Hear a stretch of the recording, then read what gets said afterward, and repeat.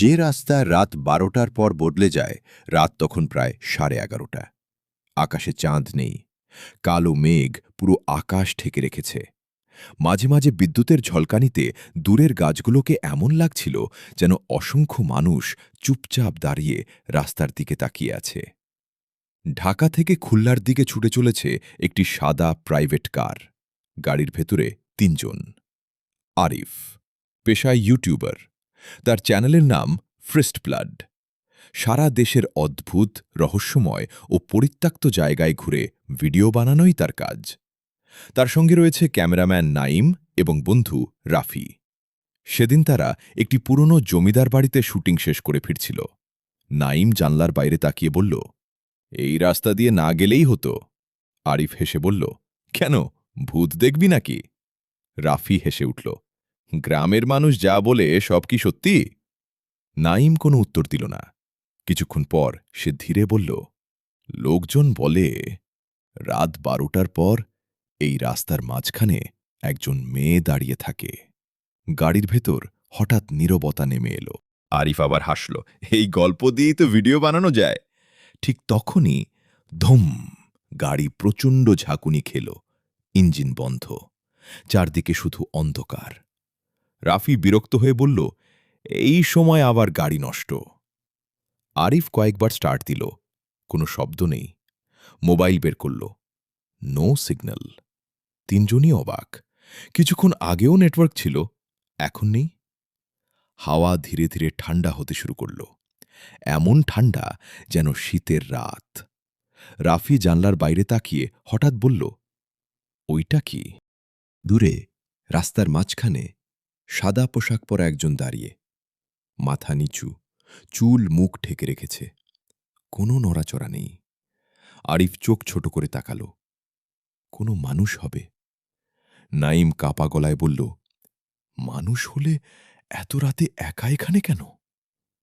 কেউ উত্তর দিল না।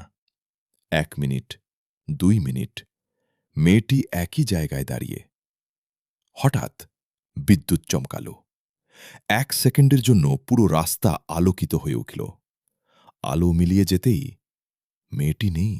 রাফি গিলল, কোথায় গেল? আরিফ দরজা খুলে নেমে পড়ল। চল দেখি। নাইম চিৎকার করল, নামিস না। কিন্তু আরিফ ইতোমধ্যে টর্চ জ্বালিয়ে সামনে হাঁটছে। রাস্তার মাঝখানে পৌঁছে সে থেমে গেল। কেউ নেই, শুধু ভেজা রাস্তা আর ছোট ছোট খালি পায়ের ছাপ। মনে হলো কেউ ভেজা পা নিয়ে রাস্তা পার হয়েছে। আরিফ নিচু হয়ে পায়ের ছাপ দেখছিল। ঠিক তখনই তার পেছনে কেউ খুব আস্তে ফিসফিস করল, পেছনে তাকিও না। আরিফের বুক ধক করে উঠল। সে ধীরে ধীরে ঘুরে দাঁড়াল। কেউ নেই, শুধু গাড়ির সামনে দাঁড়িয়ে আতঙ্কিত মুখে নাইম আর রাফি। তারা দুজন একসঙ্গে চিৎকার করল, দৌড়া! আরিফ অবাক, কেন? নাইম কাঁপতে কাঁপতে বলল, তোর পেছনে। আরিফ ঘুরে তাকাল, কেউ নেই। সে বিরক্ত হয়ে বলল, তোরা ভয় দেখাচ্ছিস? রাফি মাথা নাড়ল, আমরা দেখেছি। কি? একটা মেয়ে তো ঠিক পেছনে দাঁড়িয়েছিল। আরিফ কিছু বলল না। তার শরীরের লোম খাড়া হয়ে গেল। তারা 3 জন দ্রুত গাড়িতে উঠে দরজা বন্ধ করল। হঠাৎ নিজে থেকেই গাড়ি রেডিও চালু হয়ে গেল। স্ট্যাটিক শব্দ। তারপর ভাঙা কণ্ঠে, শেষ, যাত্রী নেমে যাও। রাফি তাড়াতাড়ি রেডিও বন্ধ করে দিল, কিন্তু শব্দ থামল না। এবার শব্দটা আসছে গাড়ির পেছনের সিট থেকে। 3 জন ধীরে ধীরে পিছনে তাকাল। সিট খালি, কেউ নেই। ঠিক তখনই ঠক, গাড়ির ছাদে কিছু পড়ল। তারপর ঠক ঠক ঠক, যেন কেউ খালি পায়ে ছাদের উপর হাঁটছে। নাইম কাঁদো কাঁদো গলায় বলল, এখান থেকে বের হতে হবে। আরিফ আবার স্টার্ট দিল, 1 বার, 2 বার, 3 বার। হঠাৎ ইঞ্জিন চালু হয়ে গেল। 3 জনই স্বস্তির নিঃশ্বাস ফেলল। গাড়ি দ্রুত সামনে ছুটতে শুরু করল। কিন্তু কয়েক কিলোমিটার যাওয়ার পর রাফি হঠাৎ আয়নায় তাকিয়ে জমে গেল। পেছনের সিটে একজন বসে আছে, সাদা কাপড়, মুখ দেখা যাচ্ছে না, দুই হাত কোলে রাখা। সে ধীরে ধীরে মাথা তুলল। আরিফও রিয়ারভিউ মিররে তাকাল। সিট খালি, কেউ নেই। রাফি চিৎকার করে উঠল, আমি দেখেছি। আরিফ বলল, কিছুই নেই। রাফি হাঁপাতে লাগল। তারপর হঠাৎ সে দরজার লক খুলে চলন্ত গাড়ি থেকে লাফ দিতে গেল। নাইম জোরে ধরে ফেলল, পাগল হয়েছিস? রাফি কাঁদতে কাঁদতে বলল, ও আমার কানে বলছে গাড়ি থেকে নাম। হঠাৎ গাড়ির সব কাচ একসঙ্গে কুয়াশায় ঢেকে গেল। ভেতরের তাপমাত্রা মুহূর্তে নেমে গেল। শ্বাস নিলেই ধোঁয়া বের হচ্ছে। তারপর কুয়াশার ওপর ধীরে ধীরে ভেসে উঠল কয়েকটি আঙুলের দাগ, যেন বাইরে থেকে কেউ হাত বুলিয়ে লিখছে। একটি একটি করে অক্ষর ফুটে উঠল, তোমরা তিনজন ন। সবাই নিঃশ্বাস বন্ধ করে তাকিয়ে রইল। তার নিচে আবার লেখা শুরু হল, 4 জন।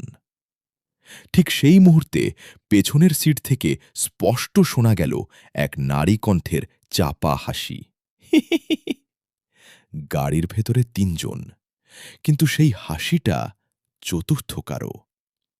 আরিফ ধীরে ধীরে রিয়ার ভিউ মিররের দিকে তাকাল।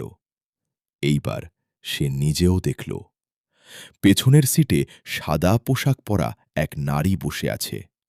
তার মুখ চুলে ঢাকা, কিন্তু ঠোঁটের কোণে ধীরে ধীরে ফুটে উঠছে অস্বাভাবিক এক হাসি। গাড়ির রিয়ার ভিউ মিররে যা দেখল তা দেখে আরিফের হাত থেকে প্রায় স্টিয়ারিং ছুটে যাচ্ছিল। পেছনের সিটে সাদা পোশাক পরা একজন নারী, তার মুখ সম্পূর্ণ চুলে ঢাকা, 2 হাত অস্বাভাবিকভাবে কোলে রাখা। মনে হচ্ছিল সে নড়ছে না, তবুও ধীরে ধীরে তাদের আরও কাছে চলে আসছে। আরিফ সাহস করে ঘুরে তাকাল। পেছনের সিট খালি, কেউ নেই। কিন্তু মিররে আবার তাকাতেই সেই নারী আগের জায়গাতেই বসে। রাফি কাঁপা গলায় বলল, ও, ওটা কি এখনো আছে? আরিফ উত্তর দিতে পারল না। নাইম মোবাইল বের করে ক্যামেরা চালু করল। সে পেছনের সিটের দিকে ক্যামেরা তাক করল। লাইভ স্ক্রিনে কিছুই নেই। কিন্তু রেকর্ডিং শুরু করার কয়েক সেকেন্ড পর ক্যামেরার স্ক্রিনে হঠাৎ ঝিরঝিরে দাগ পড়ল। তারপর 1 সেকেন্ডের জন্য ফুটে উঠল সাদা পোশাকের সেই নারী। তারপর আবার অদৃশ্য। নাইম আতঙ্কে ক্যামেরা ফেলে দিল। রাস্তা যেন শেষই হচ্ছে না। গাড়ি ঘণ্টাখানিক ধরে চলছে, কিন্তু আশেপাশে কোনো বাজার নেই, কোনো বাড়ি নেই, কোনো মানুষ নেই। শুধু একই রকম রাস্তা, একই রকম গাছ, একই বাঁক। রাফি হঠাৎ জানলার বাইরে তাকিয়ে বলল, ওই সাইনবোর্ডটা? আরিফ তাকাল। একটি মরিচা ধরা বোর্ডে লেখা, কাশীপুর 2 কিলোমিটার। আরিফ অবাক হল। এই বোর্ড তো তারা অনেক আগেই পার হয়েছে। 5 মিনিট পর আবার একই বোর্ড, একই জায়গা, একই ভাঙা বৈদ্যুতিক খুঁটি। নাইম ফিসফিস করে বলল, আমরা একই জায়গায় ঘুরছি। গাড়ির গতি কমে গেল। সামনে আবার সেই বিশাল বটগাছ, ঠিক যেটার নিচে তারা প্রথম সাদা পোশাকের মেয়েটিকে দেখেছিল। রাত ঠিক 12টা। হঠাৎ গাড়ির সব ডিজিটাল ঘড়ি একসঙ্গে বন্ধ হয়ে গেল। তারপর আবার জ্বলে উঠল। সময় 12:00 1 সেকেন্ড, 2 সেকেন্ড। কিন্তু সময় আর বাড়ছে না, ঘড়ি আটকে গেছে। ঠিক তখনই চারপাশে সব ঝিঁঝি পোকার ডাক থেমে গেল। বাতাস থেমে গেল। গাছের পাতাও আর নড়ছে না। পুরো পৃথিবী যেন নিস্তব্ধ। শুধু ঠক ঠক ঠক খালি পায়ের হাঁটার শব্দ রাস্তার ওপাশ থেকে আসছে, ধীরে ধীরে তাদের গাড়ির দিকে। জানালায় সেই মুখ। রাফি সাহস করে ডান পাশের জানালার দিকে তাকাল। কিছু নেই। হঠাৎ ধপ, একটি সাদা হাত জানালার কাঁচে এসে পড়ল। 5টি লম্বা আঙুল, নখগুলো অস্বাভাবিক বড়। তারপর ধীরে ধীরে কাঁচের ওপর আঁচড় কাটতে লাগল। রাফি চিৎকার করে উঠল। আরিফ দ্রুত গাড়ি চালিয়ে সামনে এগোল। কিন্তু মাত্র কয়েক সেকেন্ড পর সামনে আবার সেই নারী দাঁড়িয়ে। এইবার সে মাথা তুলে তাকাল। চুলের ফাঁক দিয়ে দেখা গেল দুটি অস্বাভাবিক ফ্যাকাশে চোখ। সে হাত তুলে ইশারা করল, যেন বলছে, এসো। অদ্ভুত যাত্রী ঠিক তখনই গাড়ির দরজার লক নিজে থেকেই খুলে গেল। ক্লিক! পেছনের ডান পাশের দরজাটি ধীরে ধীরে খুলে গেল। কেউ নেই, কিন্তু মনে হল কেউ একজন গাড়িতে উঠে বসল। সঙ্গে সঙ্গে পুরো গাড়ি একবার নিচের দিকে দুলে উঠল, যেন সত্যিই একজন যাত্রী উঠেছে। তারপর দরজা নিজে থেকেই বন্ধ হয়ে গেল। থাম! নাইম কাঁপতে কাঁপতে বলল, ওহ, উঠে গেছে। আরিফ কিছু বলতে পারল না, কারণ রিয়ার ভিউ মিররে এখন পরিষ্কার দেখা যাচ্ছে সাদা পোশাকের নারীটি পেছনের সিটে বসে আছে। এবার তার মুখের চুল ধীরে ধীরে সরে যাচ্ছে। ক্যামেরায় ধরা পড়া সত্য নাইম আবার ক্যামেরা তুলে রেকর্ড চালু করল। সে কিছু না বলে শুধু পেছনের সিটের দিকে ক্যামেরা ধরল। লাইভ স্ক্রিনে এইবার স্পষ্ট দেখা গেল সেই নারীকে, কিন্তু বাস্তবে তাকালে সিট খালি, অর্থাৎ সে শুধু ক্যামেরায় দেখা যাচ্ছে। আরিফ কাঁপা হাতে ক্যামেরার স্ক্রিনের দিকে তাকিয়েছিল। হঠাৎ নারীটি ক্যামেরার ভেতর থেকেই ধীরে ধীরে মুখ তুলে তাকাল। তার ঠোঁট নড়ল, কিন্তু কোনো শব্দ নেই। নাইম ভিডিওর শব্দ বাড়াল। তারপর শোনা গেল, শেষ স্টপেজ, সামনে। ঠিক তখনই ক্যামেরার স্ক্রিন কালো হয়ে গেল। রাস্তার মাঝখানে বাসস্ট্যান্ড কিছু দূর এগোতেই তারা দেখল একটি পুরনো বাসস্ট্যান্ড। চারদিকে আগাছা, মরিচা ধরা টিনের ছাউনি। একটি বোর্ডে লেখা, শেষ যাত্রী স্টপ। আরিফ বিস্মিত। সে বহুবার এই রাস্তা দিয়ে গেছে, কিন্তু এমন কোনো বাসস্ট্যান্ড সে কখনো দেখেনি। ঠিক তখনই একটি পুরনো বাস এসে থামল। বাসটির সব কাচ ভাঙা, হেডলাইট জ্বলছে না, তবুও বাস চলছে। বাসের দরজা ধীরে ধীরে খুলে গেল। ভেতরে সব সিটে মানুষ বসে আছে, কিন্তু সবাই মাথা নিচু করে। কারো মুখ দেখা যাচ্ছে না। হঠাৎ একজন ধীরে ধীরে মাথা তুলল। সে রাফি। একই মুখ, একই পোশাক, কিন্তু তার চোখ দুটো সম্পূর্ণ কালো। সে জানলার কাছে হাত রেখে ফিসফিস করে বলল, নেমে আয়। রাফি আতঙ্কে চিৎকার করে উঠল। বাসটি ধীরে ধীরে অন্ধকারের মধ্যে মিলিয়ে গেল, কিন্তু যাওয়ার আগে বাসের পেছনে রক্ত দিয়ে লেখা একটি বাক্য দেখা গেল, যে একবার এই রাস্তায় হারায় সে আর কখনো বাড়ি ফেরে না। ঠিক তখনই গাড়ির ইঞ্জিন আবার বন্ধ হয়ে গেল। চারদিকে অন্ধকার, কোনো শব্দ নেই।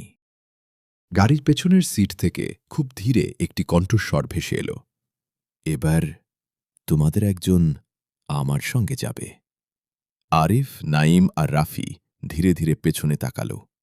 এইবার সাদা পোশাকের নারীটি আর একা নয়, তার পাশে বসে আছে আরেকজন। মাথা নিচু, মুখ দেখা যাচ্ছে না, কিন্তু তার গায়ে ঠিক রাফির মতো একই নীল শার্ট। রাফি তখনও সামনের সিটেই বসে। তাহলে পেছনে বসে থাকা লোকটিকে? গাড়ির ভেতরে নিস্তব্ধতা। আরিফ, নাইম আর রাফি তিনজনই জমে গেছে। পেছনের সিটে সাদা পোশাকের সেই নারী। তার পাশেই বসে আছে আরেকজন, নীল শার্ট পরা, মাথা নিচু, ঠিক রাফির মতো। রাফির বুক ধরফর করতে লাগল। সে কাঁপা গলায় বলল, ও, ওটা কে? কেউ উত্তর দিল না। ঠিক তখনই পেছনের লোকটি ধীরে ধীরে মাথা তুলল। আরিফের বুক কেঁপে উঠল। ওটা সত্যি রাফি। একই মুখ, একই চোখ, একই দাড়ি, কিন্তু তার ঠোঁটে ছিল অস্বাভাবিক এক হাসি, আর চোখ পুরো কালো। হঠাৎ সে একসঙ্গে বলে উঠল, আমি তো আগেই নেমে গেছি। সঙ্গে সঙ্গে পুরো গাড়ির ভেতর বরফের মতো ঠান্ডা হয়ে গেল। গাড়ি ছেড়ে পালানো আরিফ আর এক মুহূর্ত অপেক্ষা করল না। সে দরজা খুলে দৌড় দিল। নাইম আর রাফিও তার পেছনে ছুটল।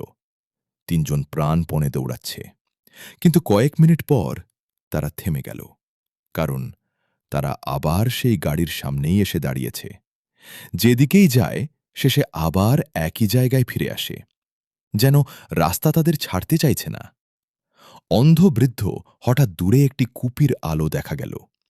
একজন বৃদ্ধ ধীরে ধীরে হেঁটে হাঁটছেন, সাদা দাড়ি, হাতে বাঁশের লাঠি, চোখ দুটো সাদা, মনে হল তিনি অন্ধ। তিনি কাছে এসে বললেন, তোরা দেরি করে ফেলেছিস। আরিফ অবাক হয়ে বলল, আপনি কে?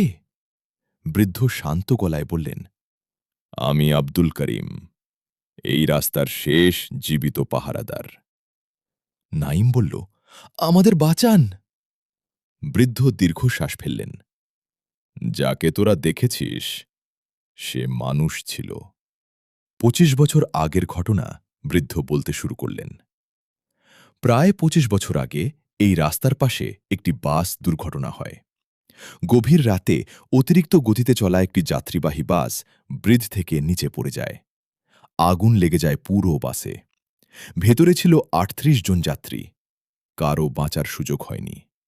তাদের মধ্যে ছিল এক কলেজ ছাত্রী মেহরিন। সে বিয়ে ঠিক হওয়ার পর প্রথমবার বাড়ি ফিরছিল, কিন্তু সেই রাতেই সব শেষ হয়ে যায়। লোকজন বলতো মেহরিন শেষ মুহূর্ত পর্যন্ত বাসের জানালায় হাত রেখে সাহায্য চাইছিল। কেউ তাকে বাঁচাতে পারেনি। তারপর থেকেই প্রতি রাত ১২টায় সে সেই রাস্তার ওপর দাঁড়িয়ে থাকে, কাউকে খুঁজে, কিন্তু কাকে কেউ জানে না। অভিশাপ বৃদ্ধ নিচু গলায় বললেন, সে একা থাকতে পারে না। প্রতি কয়েক বছর পরপর একজন মানুষকে নিজের সঙ্গে নিয়ে যায়। যতদিন নতুন কেউ না আসে ততদিন আগের জন মুক্তি পায় না। রাফির মুখ ফ্যাকাশে হয়ে গেল। মানে, আমাদের মধ্যে একজন? বৃদ্ধ মাথা নাড়লেন। ক্যামেরার ফুটেজ নাইম মনে পড়তেই ক্যামেরা বের করল। ক্যামেরা এখনও চালু। সে ফুটেজ দেখতে শুরু করল। প্রথমে সব স্বাভাবিক। তারপর গাড়ির পেছনের সিটে সাদা পোশাকের নারী, তারপর আরও একজন, তারপর ৩ জন, ৪ জন, ৫ জন। পুরো পেছনের সিটে অচেনা মানুষের ভিড়। সবাই মাথা নিচু করে বসে। শেষে সবাই একসঙ্গে মাথা তুলল। তাদের মুখ পুরো পোড়া, আর মাঝখানে বসে আছে মেহরিন। সে ক্যামেরার দিকে তাকিয়ে মৃদু হেসে বলল, তোমরা দেরি করে ফেলেছ। তারপর ভিডিও নিজে থেকেই বন্ধ হয়ে গেল। বৃদ্ধের অদৃশ্য হওয়া আরিফ মাথা তুলে বৃদ্ধকে কিছু বলতে গেল, কিন্তু সেখানে কেউ নেই। কুপির আলোও নেই। চারদিকে আবার অন্ধকার। মাটিতে শুধু পড়ে আছে একটি পুরনো লাঠি। নাইম লাঠিটি তুলে নিল। হঠাৎ দূর থেকে আবার সেই বাসের হর্ন শোনা গেল। পোঁ! মৃতদের বাস। কয়েক সেকেন্ড পর কুয়াশার ভেতর থেকে বেরিয়ে এলো সেই পুরনো বাস। এইবার বাসটি তাদের সামনে এসে থামল। দরজা ধীরে ধীরে খুলে গেল। ভেতরে বসে থাকা সব যাত্রী একসঙ্গে মাথা তুলল। প্রত্যেকের মুখ পোড়া, চোখ কালো। তারা একসঙ্গে বলল, শেষ যাত্রী, উঠে আসো। হঠাৎ রাফির শরীর কাঁপতে শুরু করল। সে যেন সম্মোহিত হয়ে বাসের দিকে হাঁটতে লাগল। আরিফ চিৎকার করল, রাফি থাম! কিন্তু রাফি শুনছে না। সে ধীরে ধীরে বাসের সিঁড়িতে উঠে গেল। ১ পা, ২ পা। ঠিক যখন বাসের ভেতরে ঢুকতে যাবে, নাইম বৃদ্ধের ফেলে যাওয়া লাঠি দিয়ে তার হাত জোরে টেনে ধরল। সঙ্গে সঙ্গে বাসের ভেতর থেকে একসঙ্গে বিকট চিৎকার ভেসে এলো, না!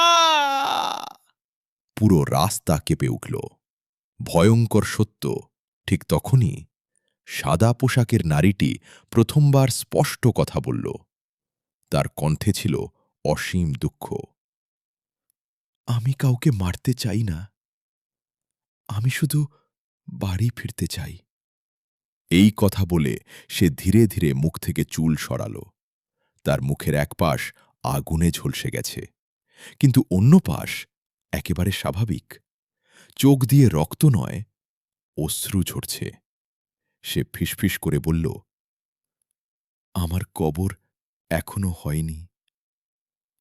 আমার দেহ এখনও এই রাস্তার নিচেই আছে।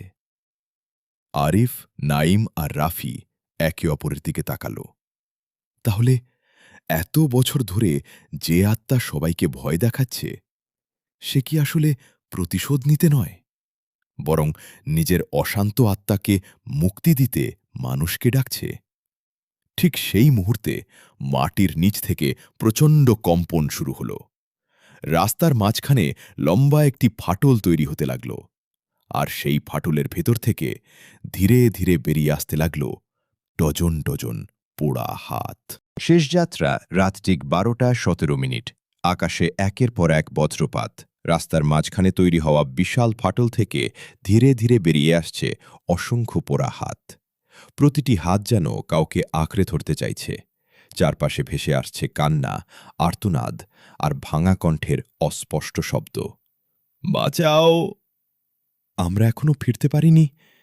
রাফি আতঙ্কে পিছিয়ে যেতে গিয়ে পড়ে গেল। একটি পোড়া হাত তার পা শক্ত করে ধরে ফেলল। সে চিৎকার করে উঠল, আরিফ, আমাকে বাঁচা! আরিফ আর নাইম মিলে তাকে টেনে তুলতেই হাতটি আবার মাটির নিচে মিলিয়ে গেল। কিন্তু রাফির পায়ে কালো দাগ পড়ে রইল। সেই দাগ ধীরে ধীরে উপরের দিকে উঠতে শুরু করল। হারিয়ে যাওয়া সত্য ঠিক তখনই সাদা পোশাকের সেই নারী মেহরিন তাদের সামনে এসে দাঁড়াল। এবার তার চোখে আর রক্তিম আভা নেই, বরং গভীর বিষাদ। সে শান্ত গলায় বলল, আমি অভিশাপ নই, আমি শুধু ভুলে যাওয়া একজন মানুষ। আরিফ সাহস করে জিজ্ঞেস করল, তুমি আমাদের এখানে এনেছ কেন? মেহরিন ধীরে হাত তুলে রাস্তার মাঝখানের দিকে দেখাল। এই রাস্তার নিচেই আমাদের পাস চাপা পড়েছিল, আগুনে সব পুড়ে গিয়েছিল।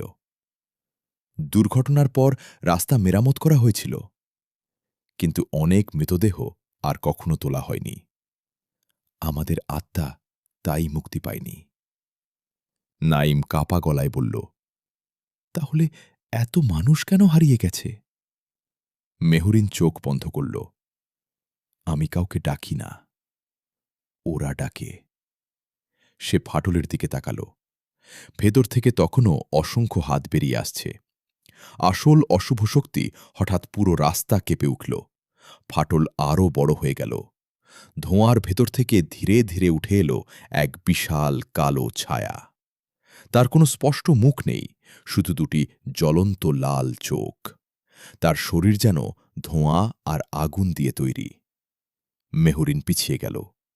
প্রথমবার তার মুখে ভয় দেখা গেল। সে ফিসফিস করে বলল, ও এসেছে।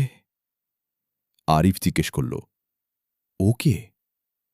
মেহরিন উত্তর দিল, যে আমাদের যেতে দেয় না, যে মৃতদের বন্দী করে রাখে। কালো ছায়াটি গর্জন করে উঠল। মুহূর্তেই চারপাশের সব গাছ কেঁপে উঠল। শীতল বাতাস ঝড়ের রূপ নিল।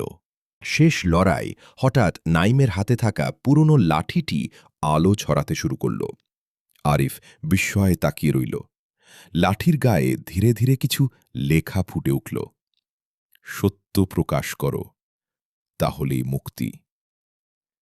আরিফের মাথায় হঠাৎ একটি কথা এলো। সে নাইমের ক্যামেরা বের করল। ক্যামেরায় পুরো ঘটনাটা রেকর্ড করতে শুরু করল। মেহরিন বলল, সবাই যেন জানতে পারে আমরা হারিয়ে যাইনি, আমাদের লুকিয়ে রাখা হয়েছে। কালো ছায়া প্রচণ্ড গর্জন করে ক্যামেরার দিকে ঝাঁপিয়ে পড়ল। ঠিক সেই মুহূর্তে নাইম ক্যামেরার শক্তিশালী আলো জ্বালিয়ে দিল। তীব্র আলো কালো ছায়ার শরীরে পড়তেই সে পিছিয়ে গেল। তার শরীর ধোঁয়ার মতো ছিন্ন ভিন্ন হতে লাগল। সে বিকট চিৎকার করে উঠল, না! পুরো রাস্তা কেঁপে উঠল। একটি প্রচণ্ড বজ্রপাত হল। আকাশ যেন দুই ভাগ হয়ে গেল। রাস্তার ফাটল থেকে ধীরে ধীরে অসংখ্য আলোর বিন্দু উঠতে লাগল। সেগুলো একে একে মানুষের অবয়ব নিল। বাস দুর্ঘটনায় মারা যাওয়া যাত্রীরা। এবার তাদের মুখে কোনো যন্ত্রণা নেই, শান্তি। তারা ধীরে ধীরে আকাশের দিকে উঠে যেতে লাগল। শেষে মেহরিন আরিফের দিকে তাকিয়ে মৃদু হাসল। সে বলল, ধন্যবাদ, আজ আমি বাড়ি ফিরতে পারব। তার শরীর ধীরে ধীরে আলোয় মিলিয়ে গেল। ঠিক তখনই ফাটল বন্ধ হয়ে গেল। সবকিছু আবার নিস্তব্ধ। ভোর, আরিফ, নাইম আর রাফি রাস্তার পাশে অচেতন অবস্থায় পড়েছিল। ভোরে স্থানীয় কয়েকজন কৃষক তাদের উদ্ধার করল। তারা যখন সব ঘটনা বলল, কেউ বিশ্বাস করল না। কিন্তু কয়েকদিন পর নাইম ক্যামেরার মেমোরি কার্ড কম্পিউটারে চালু করল। প্রথমে শুধু ঝাপসা ভিডিও, তারপর মেহরিনের মুখ। সে ক্যামেরার দিকে তাকিয়ে বলছে, আমাদের ভুলে যেও না। এরপর স্ক্রিন কালো হয়ে গেল। 1 মাস পরে সরকারি তদন্ত শুরু হল। পুরনো নথি খুঁজে সত্যিই জানা গেল 25 বছর আগে এই রাস্তায় একটি ভয়াবহ বাস দুর্ঘটনা ঘটেছিল। রাস্তা খুঁড়ে উদ্ধার করা হল বহু মানুষের কঙ্কাল। সবাইকে যথাযথভাবে দাফন করা হল। তারপর থেকে রাত 12টায় আর কেউ সাদা পোশাকের সেই মেয়েকে দেখেনি। রাস্তা আবার স্বাভাবিক হয়ে গেল। লোকজন বলল, অভিশাপ শেষ। কিন্তু গল্প এখানেই শেষ নয়। 6 মাস পরে আরিফ তার নতুন ভিডিও আপলোড করল। শিরোনাম, অভিশপ্ত রাস্তার রহস্য, সত্য ঘটনা। ভিডিওটি লাখ লাখ মানুষ দেখল। সবকিছু স্বাভাবিক, কিন্তু একজন দর্শক ভিডিওর কমেন্টে লিখল, ভিডিওর 23 মিনিট 17 সেকেন্ডে পিছনে কে দাঁড়িয়ে আছে? আরিফ অবাক হয়ে ভিডিওটি খুলল। 23 মিনিট 17 সেকেন্ড। সে নিজেই ক্যামেরার সামনে কথা বলছে, কিন্তু তার ঠিক পেছনে একটি ছোট্ট মেয়ে দাঁড়িয়ে। সাদা ফ্রক, মুখ দেখা যাচ্ছে না। আরিফ তো কখনো এমন কাউকে দেখেনি। সে ভিডিওটি বড় করে দেখল। মেয়েটি ধীরে ধীরে মাথা তুলল, তার ঠোঁট নড়ল। ভিডিওতে কোনো শব্দ ছিল না, তবুও ঠোঁট পড়ে বোঝা গেল সে বলছে, আমি এখনো এখানে আছি। পরের মুহূর্তেই পুরো ভিডিও ফাইল নিজে থেকেই ডিলিট হয়ে গেল। আজও সেই ফাঁকা রাস্তা দিয়ে যারা গভীর রাতে একা যায়, তারা বলে, দূরে কখনো কখনো একটি পুরনো বাস দেখা যায়, কিন্তু কাছে গেলেই রাস্তা ফাঁকা। আর যদি মাঝরাতে কেউ তোমার নাম ধরে ডাকে, কখনো পেছনে তাকিও না, কারণ সব আত্মা মুক্তি পায় না, কিছু অপেক্ষা করে পরবর্তী শেষ যাত্রীর জন্য।